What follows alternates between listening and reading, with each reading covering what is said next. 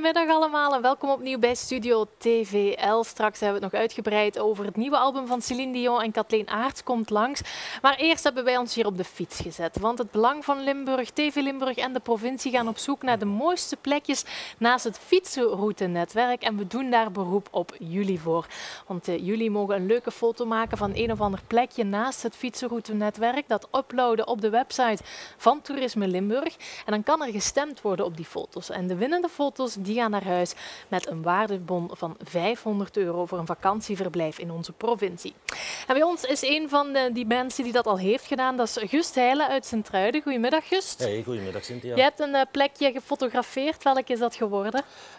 Dat is een plekje dat ligt op het routenetwerk dicht bij knooppunt 185.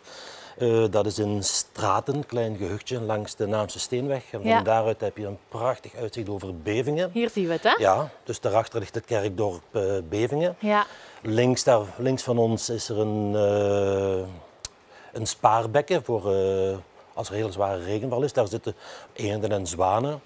Het is daar heel rustig. Ja, en heel mooi, met hoogstammkersenbomen en zo. Ja, ik zie het. Dus dat is ook elk seizoen anders waarschijnlijk, hè? Met de bloesem en dan... Met de bloesem is het heel mooi. Ja. Zeg, en hoe komt dat je dat plekje hebt uitgekozen?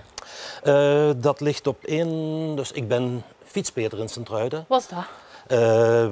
Wij doen het met z'n achten en wij controleren het fietsroutenetwerk op het grondgebied van Sint-Truiden en een beetje daar rond.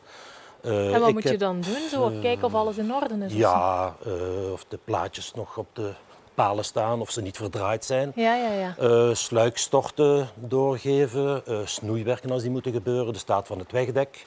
Zo'n beetje alles in orde houden, blijft, dat de toerist makkelijk en fijn en zorgeloos kan fietsen. Hebben ze respect voor het fietsenroutenetwerk?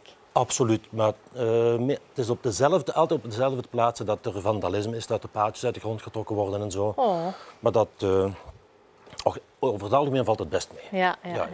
En vandaar dus, jij kent die route heel goed? Ja, ik ken het fietsroutenetwerk rond Sint-Truiden ken ik wel op mijn duimpje, mag ik wel zeggen. En hoe vaak doe je dat dan?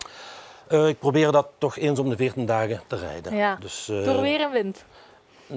Door weer en met een beetje wind, dat mag nog. Ja. Niet als het regent. En ontdek je dan nog altijd nieuwe dingen ook? Je zegt van, oh, kijk daar, of dat is wel mooi. Of, ik doe dat nu toch al, zolang het fietsroutenetwerk bestaat. Ja. Ik denk dat ik ongeveer alles gezien heb, hoor. Maar ik denk dat wel. Ja. En waarom zouden mensen dat stukjes moeten uitproberen daar in Sint-Truiden? Want ja, gewoon omdat het zo mooi is en zo rustig. Echt, dat is buitengewoon mooi. Ja, echt, alleen daarom. Ja, voilà. En ga je daar buiten ook nog zelf eens fietsen? Of ja. We hebben, ik ben blij dat je dat vraagt. Ik ben de jongste van 8 kinderen, ook van 5 broers dus. En we hebben ieder jaar een jaarlijkse fietsvakantie in het buitenland. Dat kan, Frankrijk kennen we al, niet door en door. Engeland, Schotland, Spanje, Oostenrijk. We fietsen zo'n beetje overal. Wel fervente fietsers dan? Nogal, ja. Allee, goed. Allee, voilà, uw foto staat ook ondertussen op de website. Jullie thuis kunnen dat dus ook doen. En je kunt ook vooral stemmen op de foto van Gust. En wie weet gaat Gust dan wel naar huis. Of vindt hij een verblijf van €500. Hier zie je hoe je dat allemaal kan terugvinden. Gewoon op klikken en dan is je stem uitgevoerd.